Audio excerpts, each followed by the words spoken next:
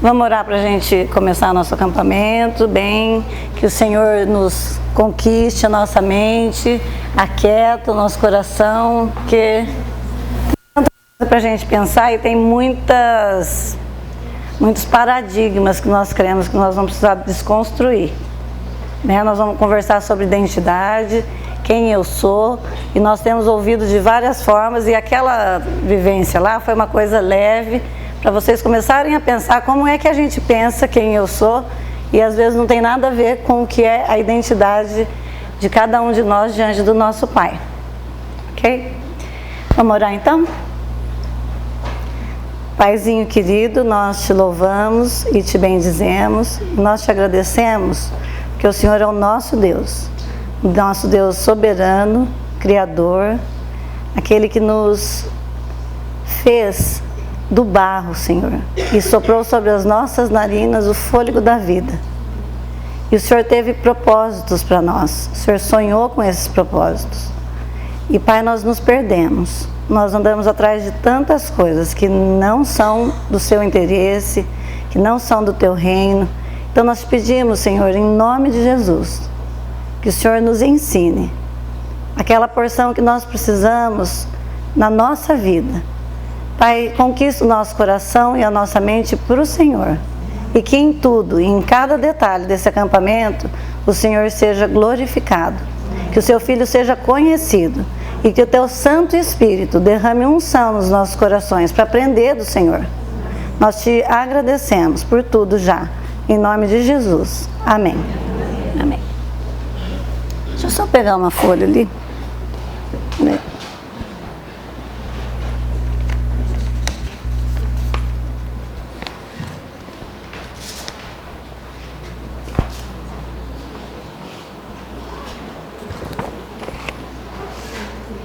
Não sei, estou me sentindo tão esquisita atrás desse negócio. Muito. Não, tá bom. Então tá.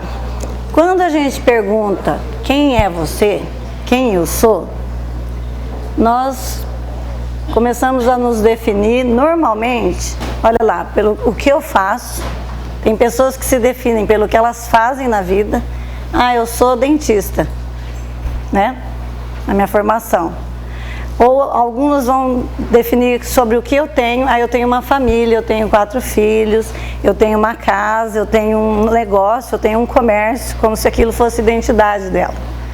Outra maneira que a gente tem de se definir é como as pessoas dizem que eu sou, ou que as pessoas querem que eu seja, né? Outra forma da gente se definir são coisas idealizadas, que a gente tem vontade de ser e está querendo ser a vida inteira. Então eu trabalho, estudo, porque eu quero ser, a hora que eu souber bastante, a hora que eu tiver bastante, a hora que eu tiver dinheiro, então eu vou ter bastante amigos, vou ser querida, vou ser amada. Então nós temos um jeito de pensar o que é identidade de acordo com algumas funções que não... Isso é uma mentira, gente, que foi contado para nós.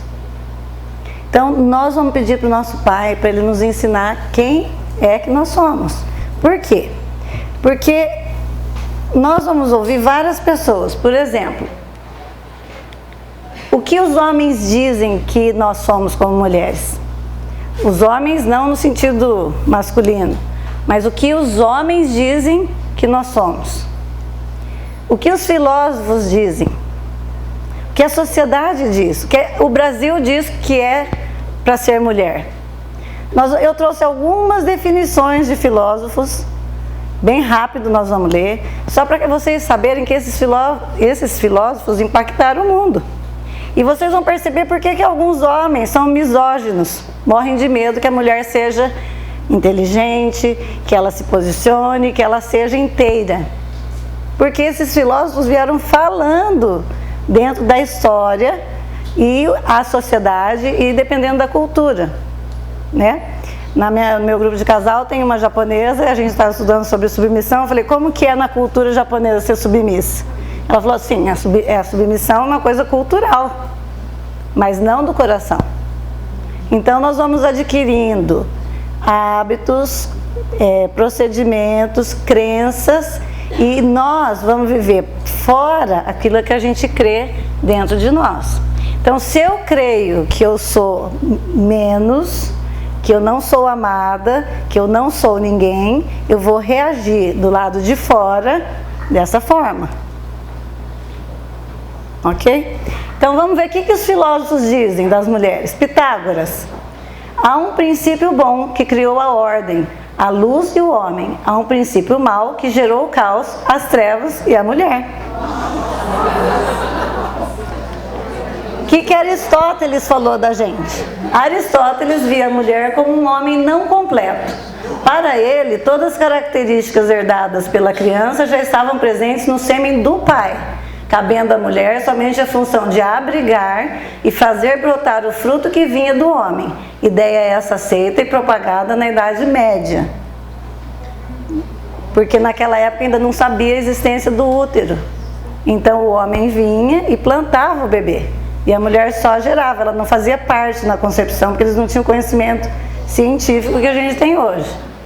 Rousseau disse que o pensamento misógino de Rousseau se expressa claramente quando justifica um modelo de educação diferenciada segundo o sexo, argumentando: uma vez que se demonstrou que o homem e a mulher não são e nem devem ser constituídos da mesma maneira, nem quanto ao caráter, nem quanto ao temperamento, segue-se que não devem ter a mesma educação. Isso está dentro da nossa história, gente, né? Hegel.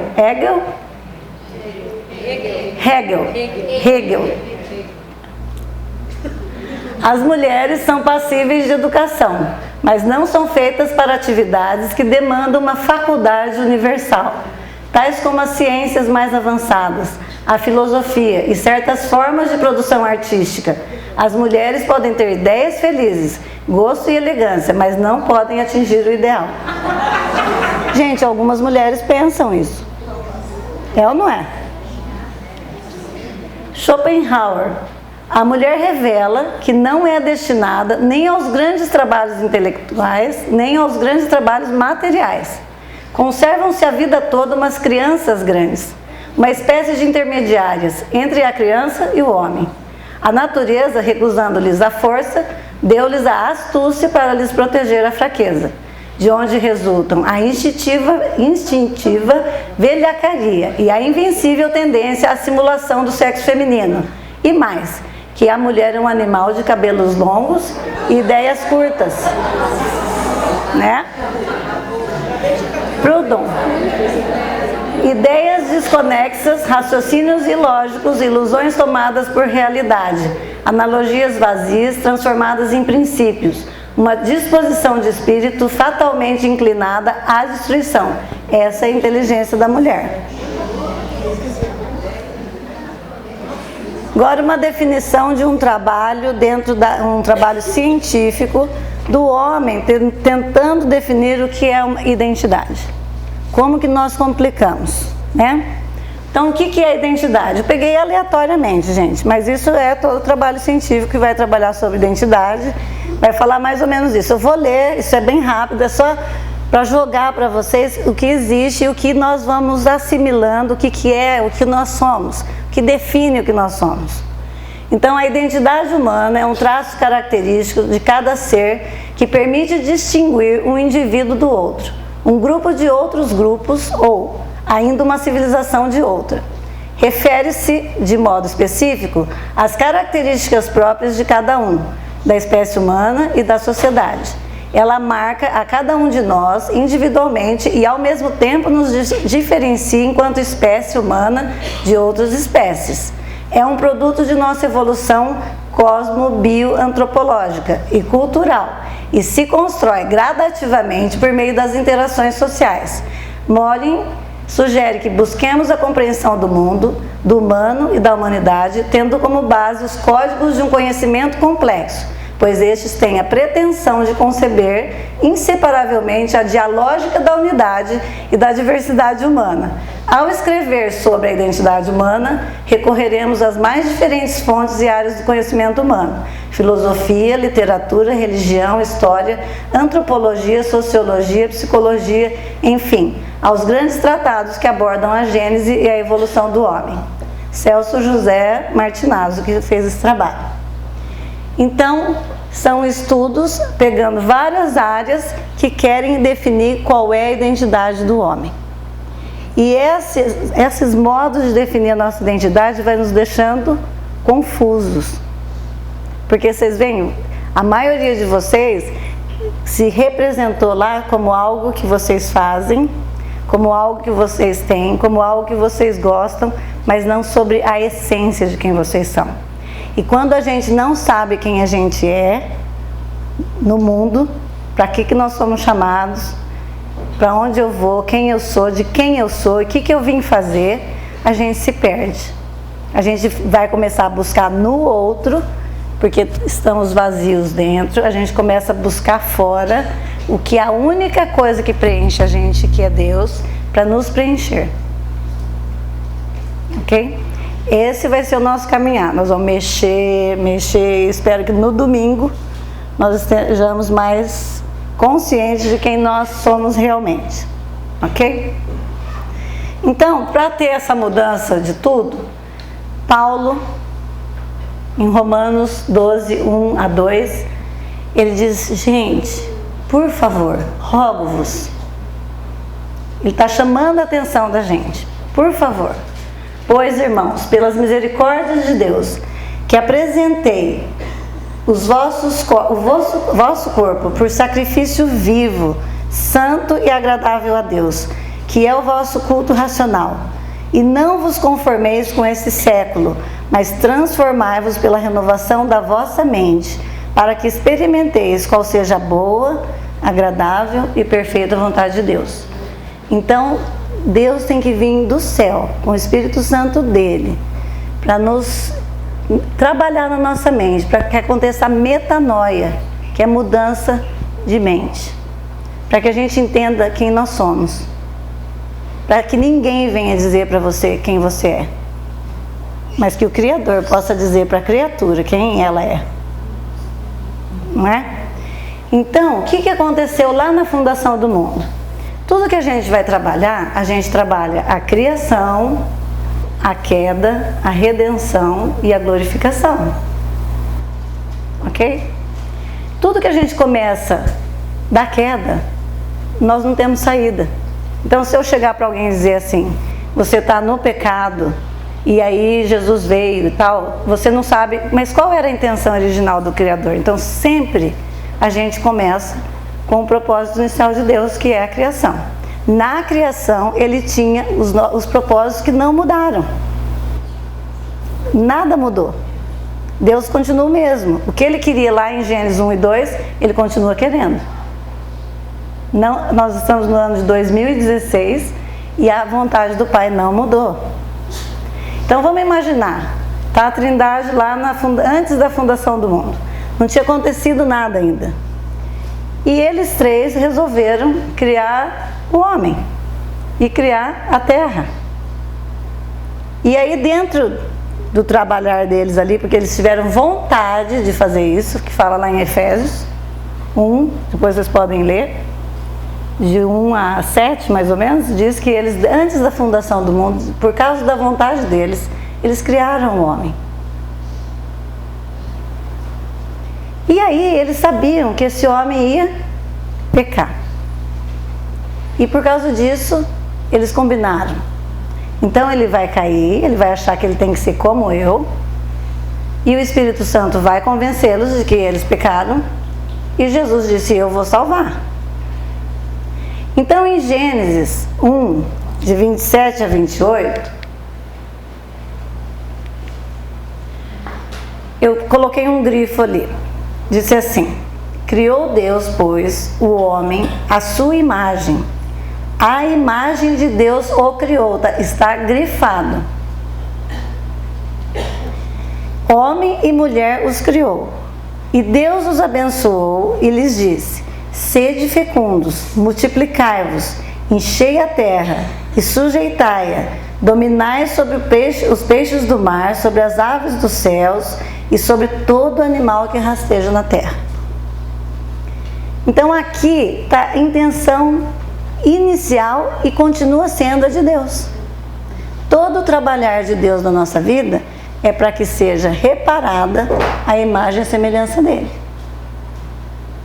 Ele está nos chamando, olha, você passou a sua vida olhando para as outras coisas, porque, gente, Deus nos fez seres referenciais, que tem que ter, nós sempre vamos ter uma referência. Só que Ele chamou que a referência seja Ele.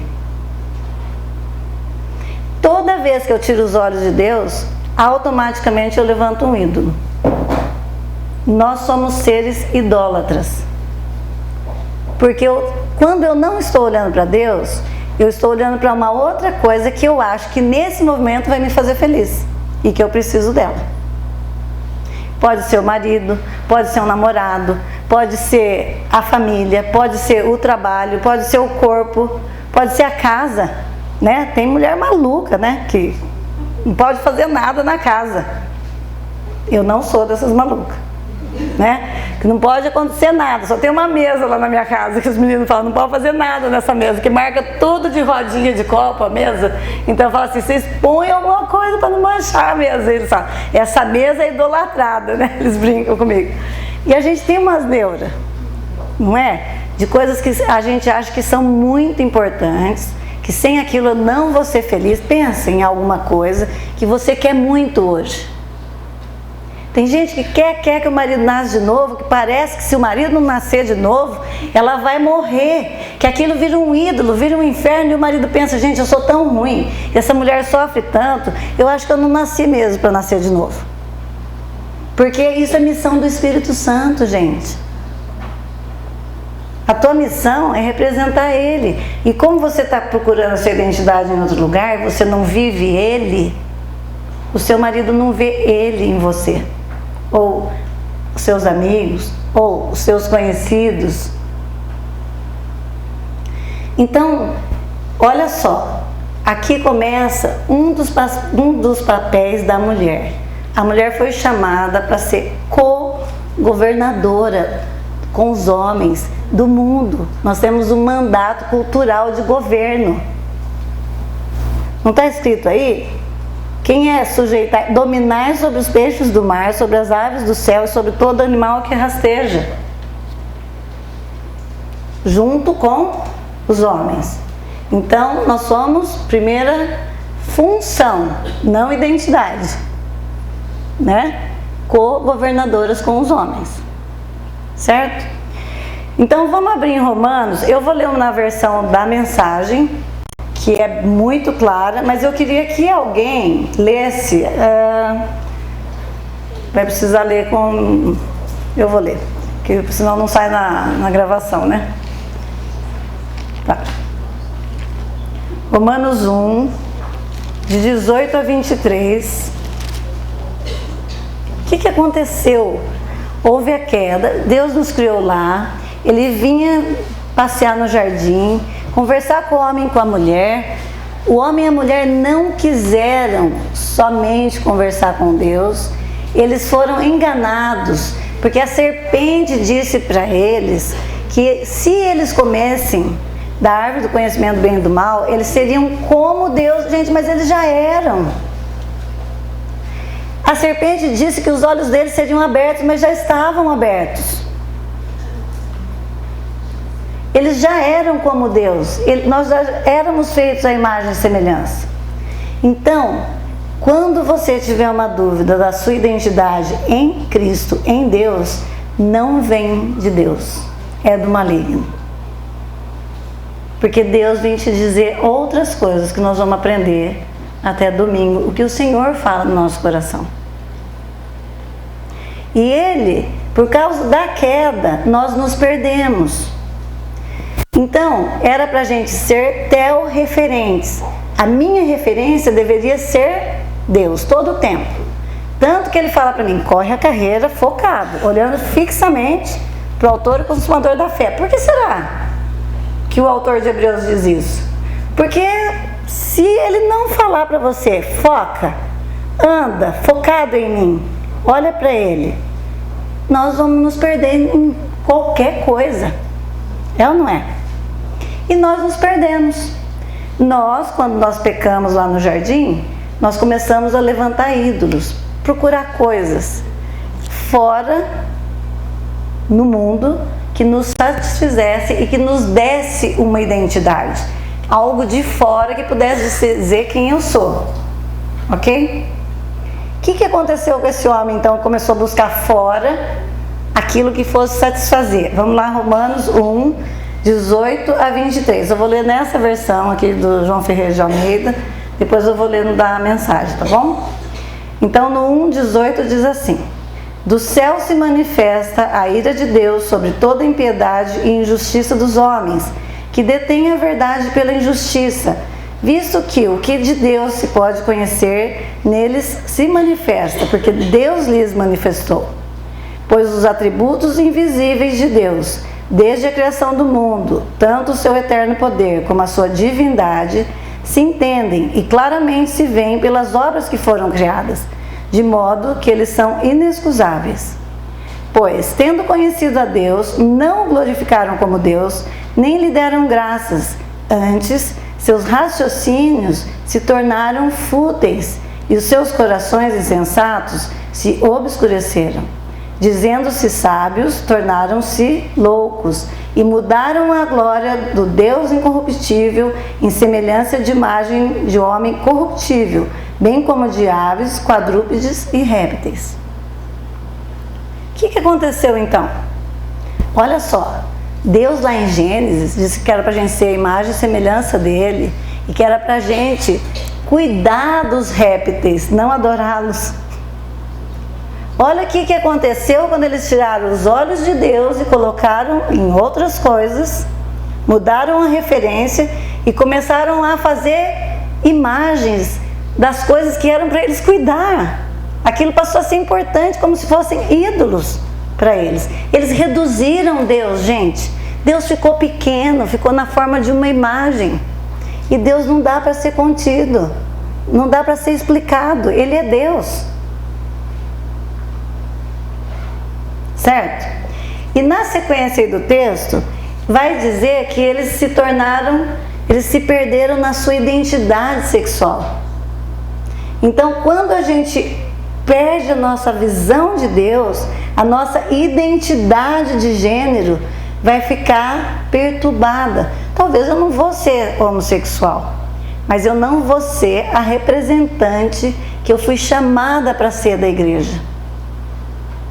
E aí que o diabo vem ferir a pregação do evangelho com a nossa vida.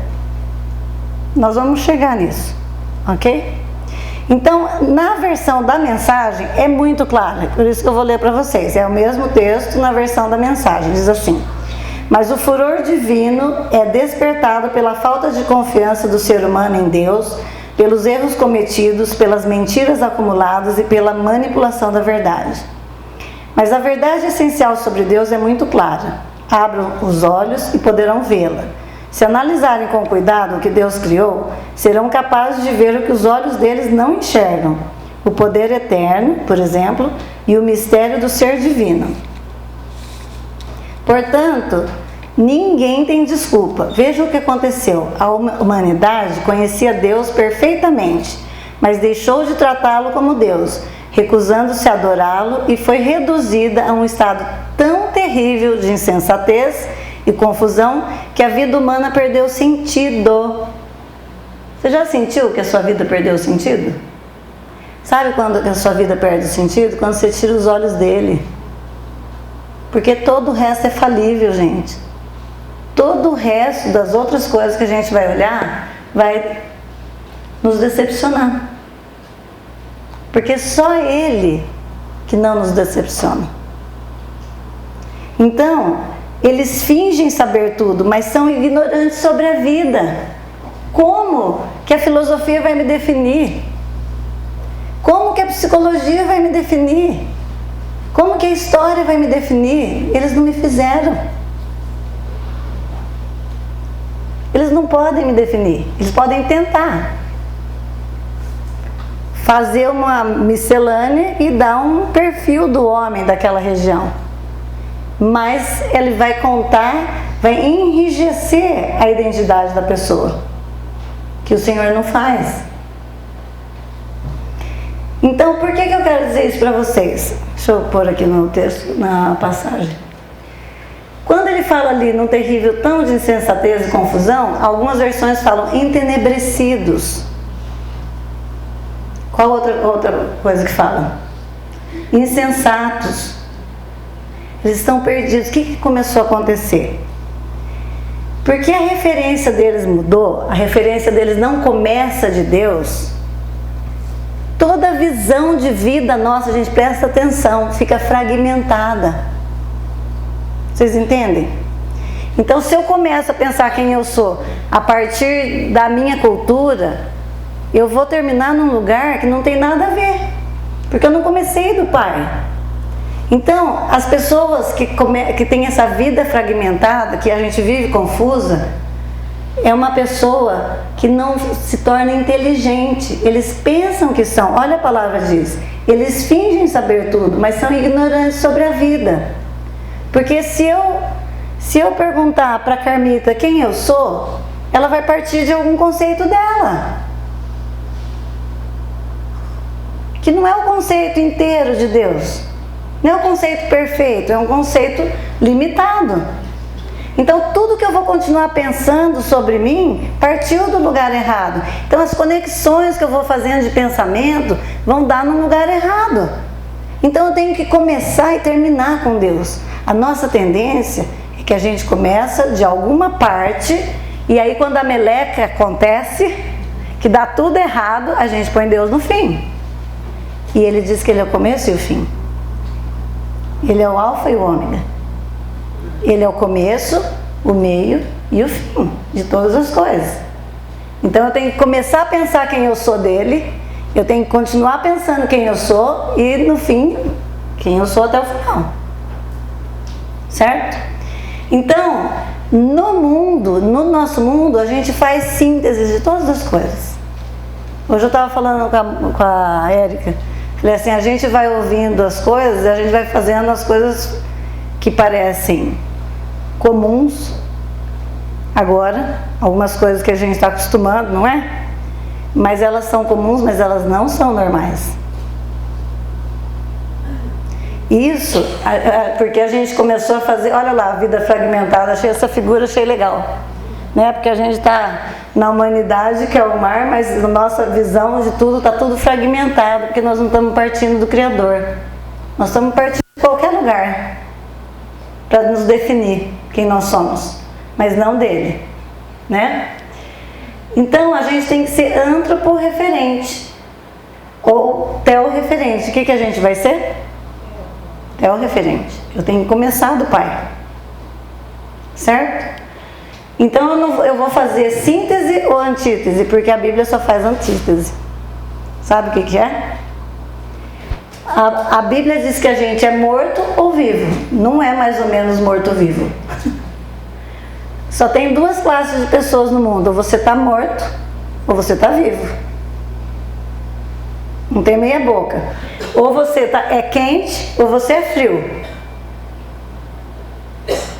A nossa tendência é falar, estou mais ou menos. Então o que acontece? Que às vezes as pessoas não têm uma vida cristã plena, mesmo na tribulação. Mesmo que a água está fervendo e a fumaça não deixa ver o que tem dentro da sopa. A hora que desliga, você começa a ver os elementos. Mesmo que está fervendo, eu sei em quem eu tenho crido. Eu sei que Ele começou algo na minha vida que eu ainda não estou vendo. Mas Ele vai me levar num lugar diferente, para ser parecido com Ele. Porque Ele começou isso lá em Gênesis. Gente, Ele não vai parar. Ele não vai parar. E Ele providenciou um jeito disso, bem específico. Ou é luz ou é trevas. Não existe lusco-fusco no reino de Deus. Quando a gente vai tirar a carteira, eles falam, qual é o pior horário do dia para dirigir? Não tem o teste lá? Na hora do lusco-fusco. É o pior lugar para estar, hein?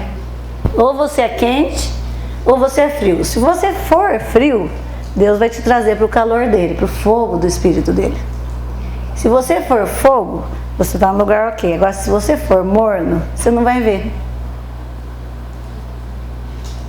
Então, nós só trabalhamos com antítese no reino de Deus, ok? Ou eu sou santo, ou sou pecador, né?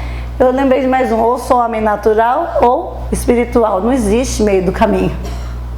Ou eu estou no Espírito, ou eu estou sem o Espírito de Deus. Ou eu sou nascido de novo, ou não sou nascido de novo. Gente, a palavra de Deus é simples. Nós aqui queremos complicar porque a gente quer manter as coisas do nosso jeito. Então nós complicamos. Aí Deus fez o masculino e o feminino. Não é? Por que será? Será que Deus deu um fora? Já pensou se tivesse só um tipo de gente? Só cheio de Adão no mundo? Né? Ou cheio de Eva, Deus o livre, né? E assim, eu fiquei vendo no refeitório, aquele barulho, né? Aquele barulho da gente conversando. Vocês já vieram no acampamento de homens? Eles filmaram um dia, estava aquele silêncio. Falei, credo, que coisa esquisita. Não tinha um vaso de flor na mesa. Não precisa, que frescura, né? Tá tudo bom para eles. Então, lá na fundação do mundo, antes de ser criado qualquer coisa, Deus decidiu, por causa da entrada do pecado que eles já sabiam, eles decidiram fazer homem e mulher, macho e fêmea, masculino e feminino, para representar o clímax da história. Qual era o clímax? Lembra? Criação, redenção, criação, queda, redenção e glorificação. Qual é o clímax da tua história e da minha? Qual é?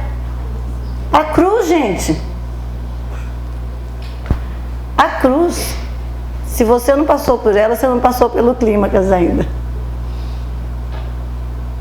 Então Jesus sabia que o clímax da história seria a cruz. E que nessa hora ele vinha buscar a noiva rebelde para ele. Ele vinha nos comprar por um preço de vida. Ele veio se identificar conosco. Nós mortos, ele morreu, ele se identificou conosco para se identificar agora na vida e nos dar a vida. Olha só, ele veio em carne para se identificar conosco, ele morreu porque estávamos mortos, para se identificar conosco na morte, e ele ressuscitou e nos deu vida nova para a gente se identificar com ele agora na vida, para sempre.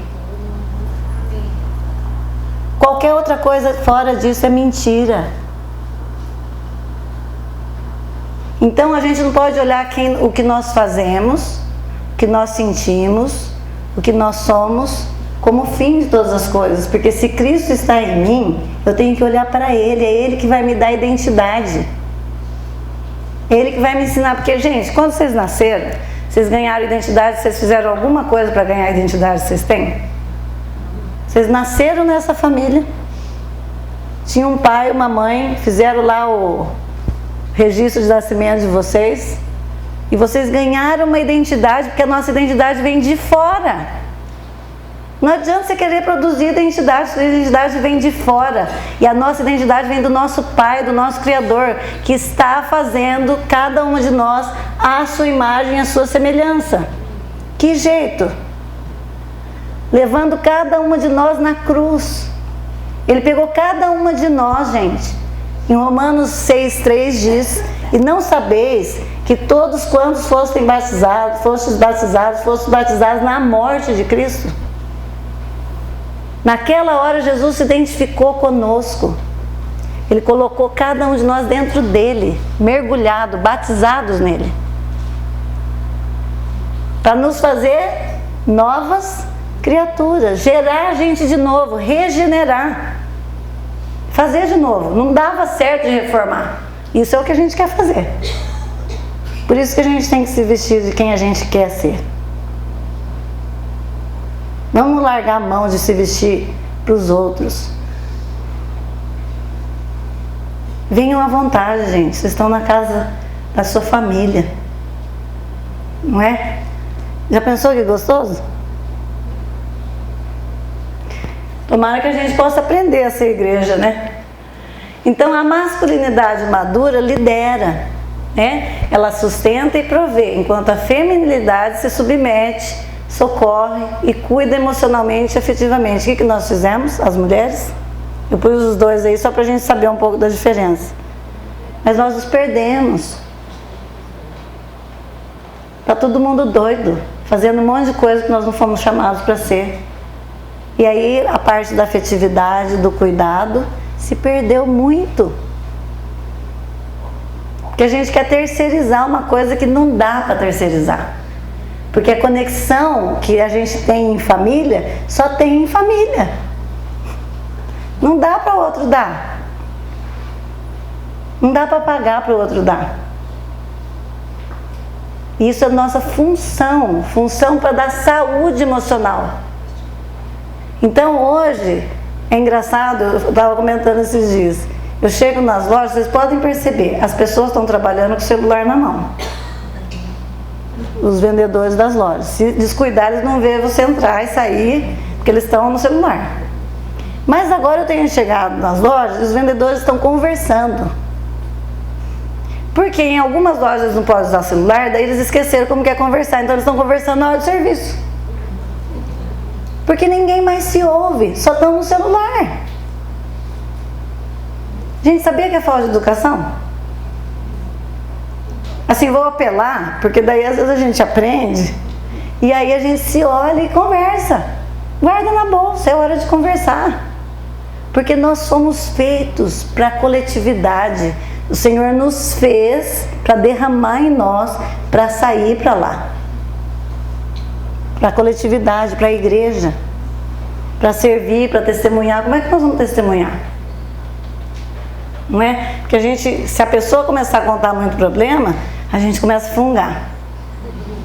Esses dias uma amiga falou assim, nossa, eu comecei a contar uma coisa para ela, ela me deixou falando sozinha. Eu me senti mal. E a pessoa nem viu. E daí? Conexão, afetividade, cuidado emocional. Nós somos as Ézer. Nós vamos falar mais um pouquinho disso depois.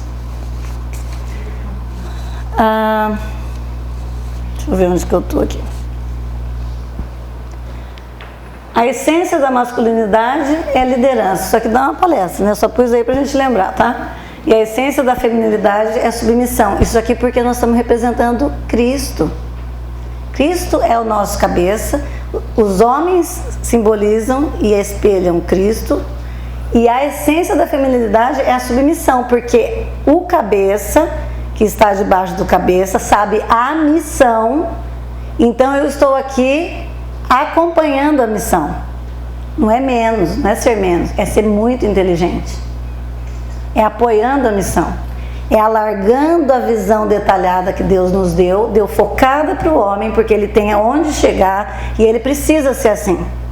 Deus fez ele assim. O homem não acha a manteiga dentro da geladeira, não é porque ele é lelé. É porque Deus fez ele com a visão linear, ele tem um objetivo, ele vai chegar lá e vai levar a família lá com ele. E a mulher, nós vamos viajar, o que o marido faz? Como que eu faço para chegar lá? Ele entra do carro, vê se os pneus estão cheios, o dinheiro que está na carteira, que é para chegar lá. A mulher pega a balinha para chupar na coisa, a água para não sei o que, o presente para levar não sei para quem, a água do cachorro, a cestinha do cachorro, ela vai alargando para o bem-estar físico e emocional de todo mundo. Ela vê até a música que vai tocar no carro. Deixa eu pegar os CDs que nós vamos ouvir. Ela está cuidando da ambiência, mas é nosso, foi Deus que fez assim. Isso é submissão. A gente está acompanhando a missão maior que eles sabem. Eles foram feitos com os ombros fortes para sustentar isso, certo? E se a gente tentar, e olha aí a canseira da maioria das mulheres, porque estão carregando coisas que não é para elas carregarem. E se for mudar, vai mudar o padrão de vida. E se mudar? Se não quer mudar o padrão, carrega o piano então. Não é? Porque às vezes, para a gente ser feliz, gente, vale a pena mudar o padrão. Não é? Então, deixa eu andar, né? Porque senão nós vamos dormir depois.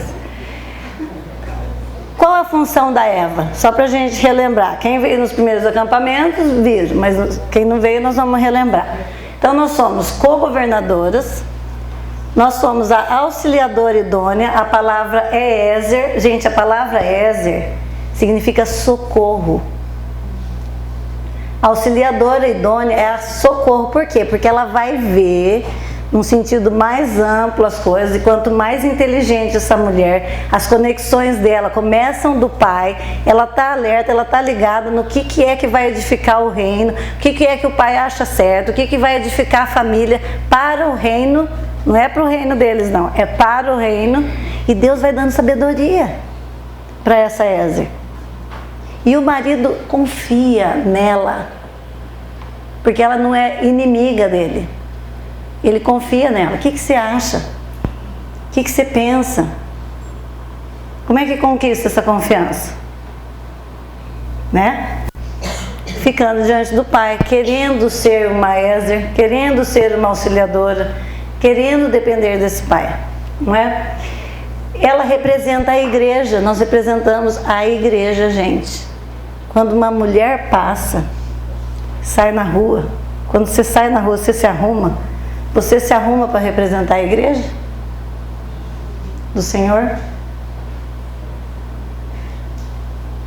Porque é para isso que nós somos chamados.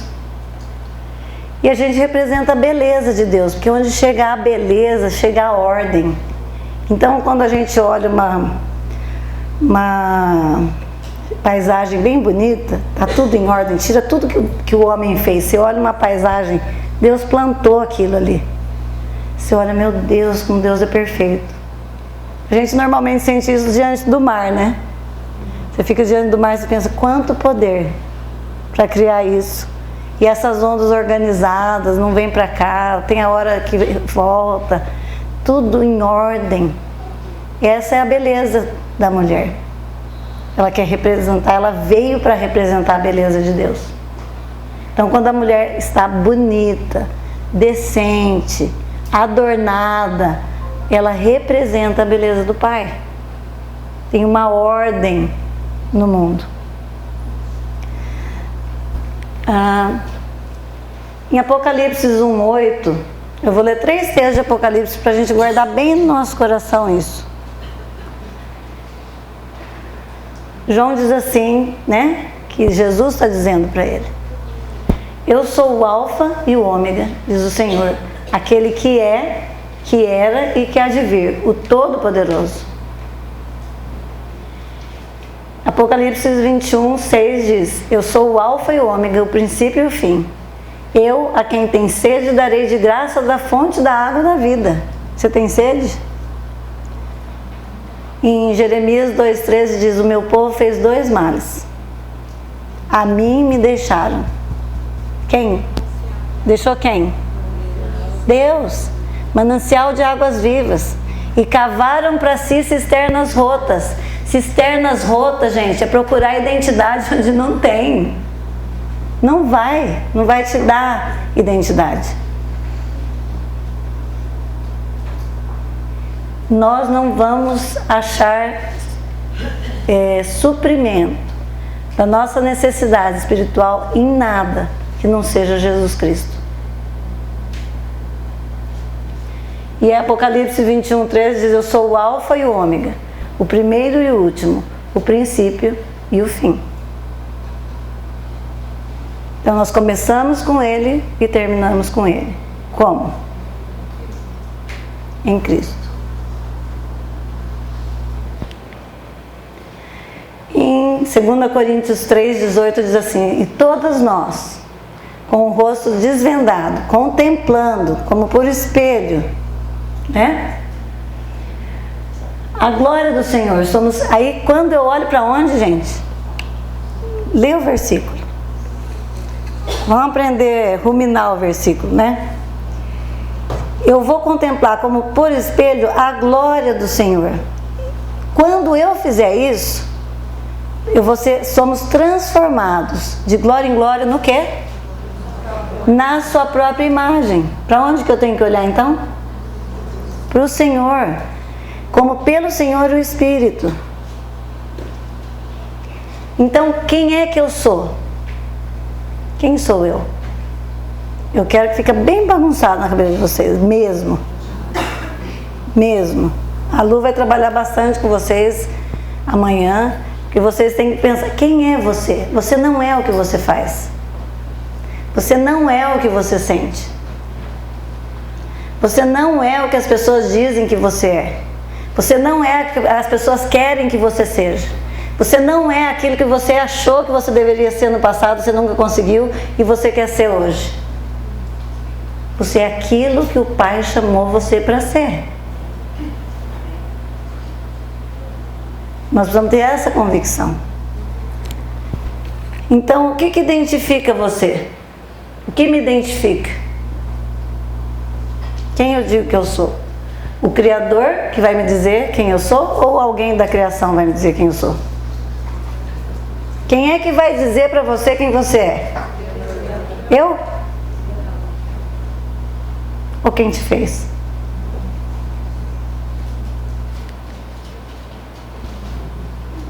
Ele tem duas figuras, o cordeiro e o leão. E nós vamos ser uma mistura deles. Ora leão, ora cordeiro.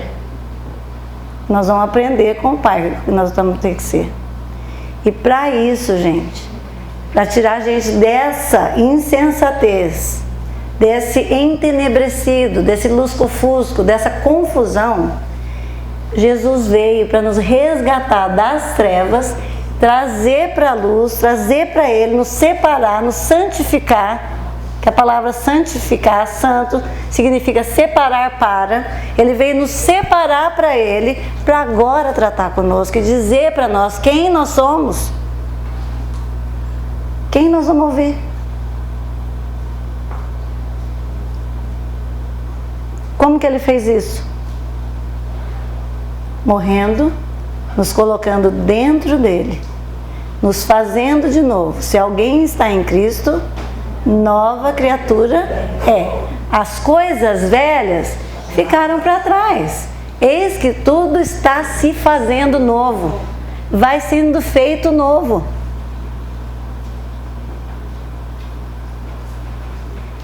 Então vamos pedir para o Pai renovar a gente. Renovar nossa mente. Nos dar convicção de quem nós somos em Cristo.